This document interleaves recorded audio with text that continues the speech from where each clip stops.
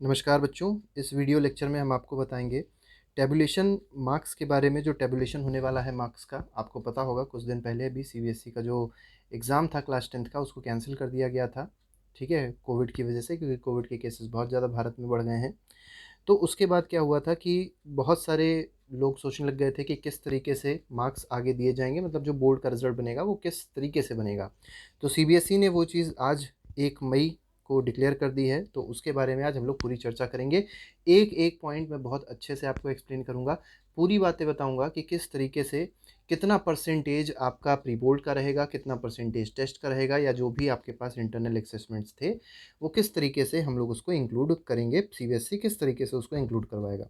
कुछ बच्चे ऐसे भी थे जो मान लीजिए साल भर बीमार रहे हैं, जो एक भी असेसमेंट नहीं दे पाए हैं, तो उनके लिए भी पॉलिसी है जो सीबीएसई ने बनाई है। तो वो सारी बातें हम लोग यहाँ पर आज करेंगे। तो सबसे पहले अगर आप देखेंगे तो सीबीएसई ने ये सब चीज़ें बताई हैं कि जो एग्ज़ाम्स होने वाले थे 4 मई से लेकर 7 जून तक, उसको कैंसिल किया गया है। रिज़ल्ट जो था उसको प्रिपेयर होना है। ठीक है, तो ऑब्जेक्टिव क्राइटेरियन की बात करी गई थी अभी, या थोड़े दिनों पहले आपने एक वो देखा होगा, उसमें ऑब्जेक्टिव क्राइटेरियन बताया गया था, लेकिन लोग ये नहीं समझ पा रहे थे ऑब्जेक्टिव क्राइटेरियन क्या होगा। तो वो सब चीज़ें यहाँ पर बता दी गई हैं। अब यहाँ पे ये सब चीज़ें अगर आप पढ़ना चाहें तो इसको पढ़ सकते हैं, लेकिन ये मेन नहीं है। मेन जो चीज़ें स्टार्ट हो रही हैं वो मैं आपको बताता हूँ कहाँ से स्टार्ट हो रही है। यहाँ पे थोड़ा सा देख लीजिए, जो इंटरनल असेसमेंट होता था वो कितने मार्क्स का होता था, 20 मार्क्स का। Will be as per the existing policy out. ये सब चीज़ें ऐसी इंपॉर्टेंट नहीं है। यहाँ पर अगर थोड़ा सा आगे बढ़ें, थोड़ा सा और आगे बढ़ें, तो यहाँ पर देखिए मेन इन लोग ने बात कही है। यहाँ से इन लोग ने पूरा क्राइटेरिया बताया है कि किस तरीके से असेसमेंट किया जाएगा। As per the information collected from the school through regional offices of CBSE, schools have conducted different type and number of tests. Broadly, the following exams tests are common and will be used by school for school based assessment। देखिए यहाँ पर इन्होंने कहा है periodic test अगर school में हुए हैं, यूनिट टेस्ट हुए हैं, तो इसके जो मैक्सिमम मार्क्स हैं वो 10 अलॉट किए गए हैं। इसके बाद हाफ ईयरली या मिड टर्म एग्जामिनेशंस जो भी हुआ है उसके 30 मार्क्स अलॉट किए हैं। और जो प्री बोर्ड एग्ज़ाम्स हैं, प्री बोर्ड सभी के स्कूलों में होते होंगे, 1 2 या 3 जितने भी होते हों, तो प्री बोर्ड के जो मार्क्स हैं वो 40 मार्क्स अलॉट किए गए हैं। तो इन तीनों के मार्क्स सिर्फ ऐड होंगे और वो आउट ऑफ 80 बनेगा। और 20 क्या रहेगा, 20 अभी हमने जो इंटरनल असेसमेंट बताया था उस तरीके से आपका रहेगा। अब देखिए है क्या, in case schools have conducted more than one test exam within each category. अब जो ये कैटेगरीज यहाँ पर दी गई हैं, कई सारे स्कूल्स ऐसे होते हैं जो एक एग्ज़ाम नहीं लेते, 2 या 3 एग्जाम्स लेते हैं।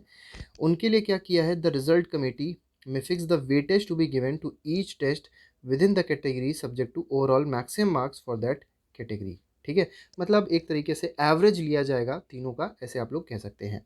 For example, if a school has conducted 2 और 3 pre board, it may decide to take average of the 3 exam. देखिए यहाँ पर बात कर दी गई है कि स्कूल कह सकता है, स्कूल मान सकता है कि या तो एवरेज ले ले या take the best performance in the 3 test. मतलब या तो जो बेस्ट था तीनों में से उसको कंसीडर कर लिया जाए, वो स्कूल फिर डिसाइड करेगा।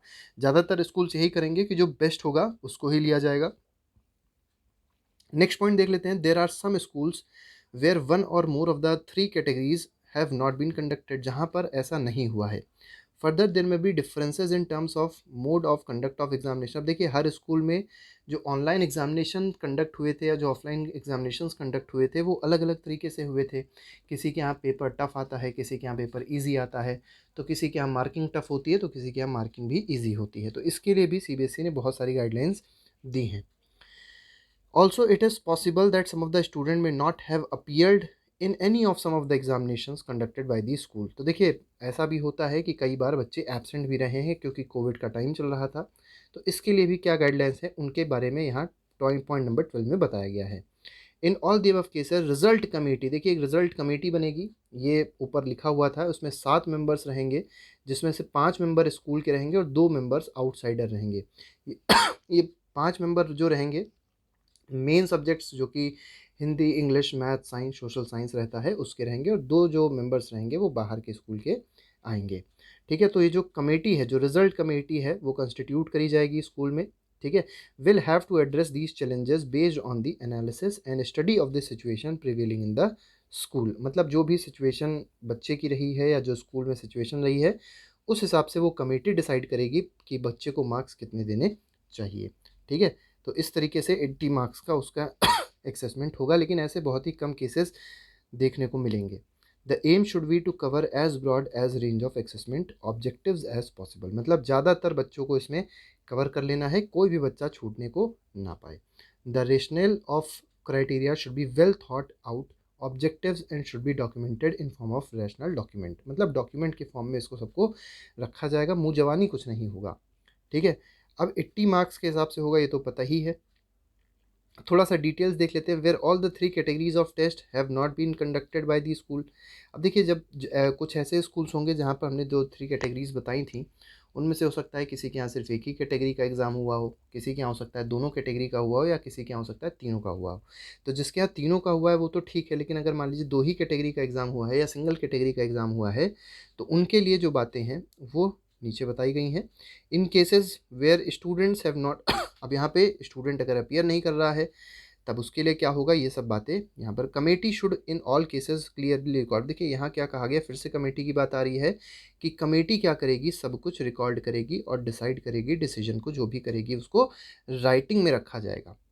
असेसमेंट स्टैंडर्डाइजेशन, अब देखिए सबको पता है as marks will be allotted at school level. देखिए ये बहुत इंपॉर्टेंट है, स्कूल लेवल पे मार्क्स अलॉट किए जाएंगे, बोर्ड लेवल पे मार्क्स अलॉट नहीं किए जाएंगे। दे विल बी, अब सबको पता है वो कंपेरेबल नहीं होंगे, जैसे अभी हमने बताया कि कुछ किस स्कूल में हो सकता है कि मार्क्स ज़्यादा अलॉट कर दें, किस स्कूल में हो सकता है कि मार्क्स कम अलॉट कर दें। तो उसके लिए भी कुछ इंपॉर्टेंट चीज़ें हैं। उसके लिए कहा है कि जो हिस्टोरिकल परफॉर्मेंस है स्कूल की, उसको देखा जाएगा। तो इस पॉइंट को भी अगर पूरा पढ़ लिया जाए तो ज़्यादा अच्छा रहेगा। The historical performance of school in terms of best overall performance in previous 3 years. देखिए 3 साल, पिछले 3 साल में जो परफॉर्मेंस रही है स्कूल की, उसको देखा जाएगा और उसमें जो बेस्ट होगा। ठीक है, अब जैसे फॉर एग्जांपल देख लेते हैं, इफ़ कोई स्कूल है 2017-18 में उसका परफॉर्मेंस 72% था, 18-19 में 74% था, और 19-20 में क्या था, 71% था। तो जो बेस ईयर लिया जाएगा वो बेस्ट वाला लिया जाएगा, मतलब 2018 से 19। तो इस बेस ईयर को लेके जो भी मार्क्स का क्राइटेरिया होगा उसको डिसाइड किया जाएगा, जो भी कमेटी बनेगी उसके द्वारा। The selected year will be reference year for the school. अब देखिए यही आपका रेफरेंस ईयर हो जाएगा। जैसे कोई भी स्कूल है तो उसमें जो लास्ट के 3 ईयर्स का रिजल्ट है, उसमें जो बेस्ट रिजल्ट होगा तीनों साल में, वो रेफरेंस ईयर हो जाएगा। For each subject the school will have to follow broad distribution of marks which will be based on performance of reference year. और फिर ये जो हर सब्जेक्ट के मार्क्स होंगे वो इसी रेफरेंस ईयर के हिसाब से दिए जाएंगे बच्चों को, अगर मान लीजिए कुछ कम ज़्यादा होता है तो। The subject wise accessed by the subject wise marks accessed by the school for 2021 should be within the range of +- 2 marks। मतलब जो भी जैसे मान लीजिए 74% मान लीजिए रिजल्ट था 18-19 का, तो 76 तक हो सकता है और 72 तक हो सकता है। ये नहीं होना चाहिए कि 74 से सीधे 94 हो गया, तब कहीं ना कहीं स्कूल गलत माना जाएगा, कुछ ना कुछ चीज़ें गलत मानी जाएंगी। In case the data for school for the only 2 years is available. अब जैसे मान लीजिए कुछ स्कूल्स ऐसे होंगे जो नए खुले हैं, डेटा सिर्फ 2 ही ईयर्स तक अवेलेबल है, तो बेस्ट परफॉर्मेंस जो होगी आउट ऑफ 2 ईयर्स उसको ली जाएगी।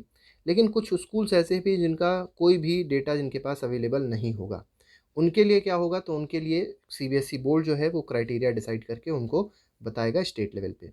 ठीक है, marks obtain by the school students of the school in the subject in previous board examination have been taken for the purpose of internal moderation and this is based on own performance of the school and thus a reasonable reliable unbiased and fair reference standards। मतलब यहाँ पर बात करी गई है pre board examination की, previous board examination की बात करी गई है। जो प्रीवियस बोर्ड एग्जामिनेशन का रिजल्ट था उसके हिसाब से ही रेफरेंस ईयर बना है और उसके हिसाब से ही पूरी मार्किंग होने वाली है। In schools where the students are appearing, अब देखिए यहाँ पर वो बात कर दी गई है फर्स्ट टाइम वाली जो भी हमने आपको बताई थी। The broad distribution of marks obtained by the student of a school in a specific year subject wise will be made available to school by the board in their login account. मतलब सब कुछ जो भी procedure होगा वो सबका सब online होगा, इन सबसे बच्चों का भी कोई फिलहाल मतलब नहीं है। Once the result committee finalises the marks, अब देखिए रिजल्ट कमेटी जब मार्क्स फाइनलाइज करेगी on the basis of test exams, ठीक है, it has to ensure that marks of students are aligned with broad distribution of marks provided by the board. मतलब जो distribution board ने provide किया है उसी के हिसाब से मार्क्स होने चाहिए, मनगढ़ंत अपने हिसाब से नहीं होने चाहिए। To facilitate this and make it easy for the school CBSE will prepare an online system. देखिए ऑनलाइन सिस्टम बनाया जाएगा। ये सब चीज़ें हैं कि किस तरीके से वो सब चीज़ें होंगी, इन सब से भी बच्चों का कोई ऐसा लेना देना नहीं होता है।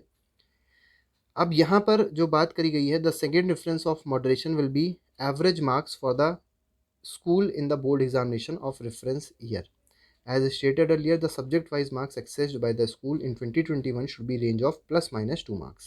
ठीक है, यही सब चीज़ें हैं जो बार बार अब रिपीट करी जा रही है। तो जो मेन मुद्दा था वो हमने अभी आपको बता दिया। वही चीज़ देखिए यहाँ पे बताई गई है, एक एग्जाम्पल के रूप में इसको समझाया गया है।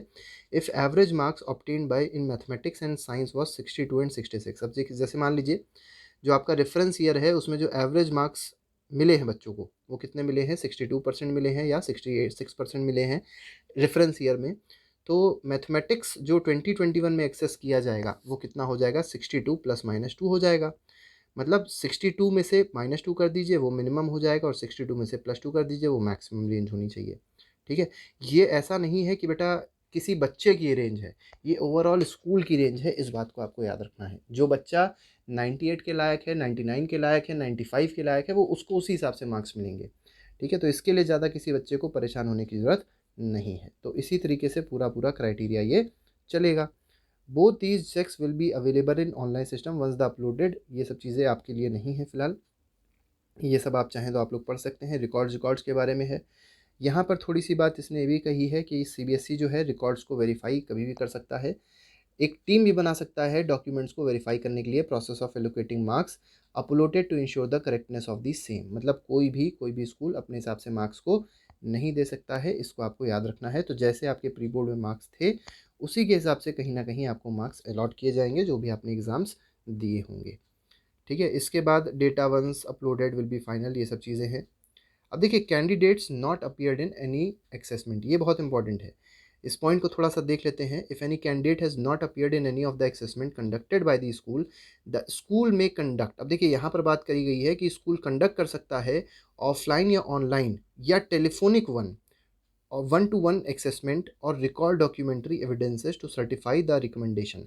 मतलब कुछ इस तरीके से उसका जो भी असेसमेंट है वो लिया जा सकता है। स्टूडेंट में B accessed objectively on the basis bye the school out of maximum marks of each subject. मतलब इस तरीके से जो बच्चे अभी तक एक भी एग्ज़ाम नहीं दिए हैं वो एग्ज़ाम्स को आगे स्कूल कंडक्ट करा सकता है इस कुछ तरीके से। ठीक है, कैंडिडेट्स विद बेंचमार्क डिसेबिलिटीज़। अब देखिए कुछ ऐसे बच्चे भी होते हैं जिनकी कुछ डिसेबिलिटी होती है, उनके लिए क्या कह रहा है CBSE. If any student with benchmark disability has not appeared in any of the assessment conducted by the school में कंसीडर अदर एक्टिविटीज़। देखिए यहाँ पर भी बात करी गई है जो डिसेबिलिटीज़ वाले हैं। डिसेबिलिटीज़ में आपकी डिजीज़ भी हो सकती है, अगर मान ली कोई भी ऐसी चीज़ है जो डिसेबिलिटी के उसमें आती है, उनके लिए पोर्टफोलियो जो भी आप लोग बनाते हैं, जो भी प्रेजेंटेशन बनाया हो, प्रोजेक्ट हुआ हो, क्विज़ हुआ हो, ओरल टेस्ट हुआ हो, ठीक है, तो ये सब चीज़ों को कंसीडर किया जा सकता है ऑनलाइन या ऑफलाइन असेसमेंट के लिए। ठीक है, मतलब जो भी एग्ज़ाम है उसके लिए इन सब चीज़ों को भी कंसीडर किया जा सकता है। ठीक है, result for more than 5 marks, इसको आप चाहें तो पढ़ लें, ज़्यादातर जगहों पे सब नहीं होता। ग्रेस मार्क्स देख लेते हैं। ग्रेस मार्क्स क्या होते हैं। CBSE will compute the result based on uploaded theory and internal assessment marks. At the time of computation of result, board's policy of awarding grace marks will be also applied to those candidates who do not meet the qualifying criteria. मतलब जो भी grace marks मिलते हैं बच्चों को पास होने के लिए सीबीएसई से, वो ग्रेस मार्क्स का जो क्राइटेरिया था वो उसी तरीके से फॉलो होगा, उसमें कोई भी चेंजेस नहीं होंगे। ठीक है, boards policy for qualifying 10th examination in case after application of grace marks policy by board examination any student. देखिए कोई भी अगर बच्चा ऐसा है जो फेल हो गया, मान लीजिए स्कूल ने मार्क्स दिए और वो बच्चे के मार्क्स क्वालिफाई नहीं हो पाया, बच्चा वो फेल हो गया, तब क्या है, उसके बाद कंपार्टमेंट एग्ज़ाम होगा। अब कंपार्टमेंट एग्ज़ाम के लिए भी सीबीएसई ने बहुत अच्छा बताया है कि कंपार्टमेंट एग्ज़ाम के लिए कहीं भी आपको ऑफलाइन एग्ज़ाम देने नहीं जाना है, वो भी स्कूल ही कंडक्ट कराएगा। After declaration of result school will conduct an objective type offline या ऑनलाइन कंपार्टमेंट एग्जामिनेशन। अब देखिए यहाँ पर बात करी गई है कि आपको किसी सेंटर वेंटर पे नहीं जाना है, अपने स्कूल में ही स्कूल क्या करेगा, स्कूल कंडक्ट कराएगा ऑफलाइन या ऑनलाइन कंपार्टमेंट एग्जामिनेशन।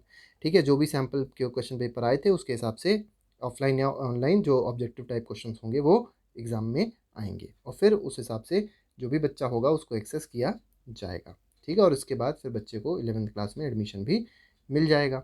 तो ये सब कुछ चीज़ें थी। जो बेसिक वाला था आपको पता होगा, मैथमेटिक्स में 2 पार्ट होते हैं, बेसिक होता है, स्टैंडर्ड होता है। जो मैथमेटिक्स बेसिक बच्चे लेते हैं वो फिज़िक्स केमिस्ट्री मैथ को ऑप्ट नहीं कर सकते हैं, तो वो चीज़ कही गई है, वो चीज़ लागू रहेगी, उसमें कोई भी चेंजेस नहीं होंगे। ठीक है, तो ये सब कुछ इंपॉर्टेंट चीज़ें हैं। फिर बाकी तो स्कूल्स के बारे में बताया गया है। ठीक है, As per the scheme of studies of board, students are allowed to offer any of the combination of subject without any streaming. Hence, school should also follow the same. ये सब कोई भी ऐसी चीज़ नहीं है, ठीक है। सेकेंड चांस ऑफ कंपार्टमेंट के बारे में बताया गया है। फॉर प्राइवेट पत्राचार एंड सेकेंड चांस ऑफ जो भी प्राइवेट फॉर्म भरते हैं या जो सेकेंड कंपार्टमेंट देना चाहते हैं candidates, a separate scheme for assessment will be announce हो, तो उनके लिए जो एक्सेसमेंट स्कीम होगी वो बहुत जल्द ही अनाउंस सीबीएसई करेगा, ठीक है। All the schools and committee members are requested to read the policy carefully, तो ये सब चीज़ें थोड़ी सी बताई गई हैं, तो ये बच्चों के लिए फ़िलहाल नहीं है। तो जो मेन बच्चों की इन्फॉर्मेशन थी वो हमने बता दी है। बच्चों को थोड़ा सा आइडिया हो गया होगा कि किस तरीके से उनको मार्क्स अलॉट किए जाएंगे, किस तरीके से उन्होंने अपना प्री बोर्ड का एग्जामिनेशन दिया होगा। आपके टीचरों ने ये चीज़ ज़रूर कही होगी कि ये प्री बोर्ड के एग्जामिनेशन आपको बहुत ज़्यादा हेल्प करेंगे। सिर्फ प्री बोर्ड बोर्ड में ही हेल्प नहीं करेगा, प्री बोर्ड से हो सकता है कि आपका बोर्ड भी सेटिस्फाई, मतलब बोर्ड आगे हो सकता है कि आपके इन्हीं मार्क्स को मांगे, ठीक है। तो बिल्कुल ऐसा हुआ भी। तो यही क्राइटेरिया है जो सीबीएसई ने आज अनाउंस किया है, ठीक है। तो आज के लिए फ़िलहाल इतना ही रखते हैं हम लोग। आगे अगर आपको कोई भी सीबीएसई से रिलेटेड जो भी नोटिसेस आती हैं वो हमारे इस चैनल पे हमेशा आती रहती है, तो आप लोग इस चैनल को चाहें तो सब्सक्राइब कर सकते हैं आगे की लेटेस्ट इन्फॉर्मेशन के लिए। तो आज के लिए फ़िलहाल इतना ही। Thank you very much, good bye, जय हिंद।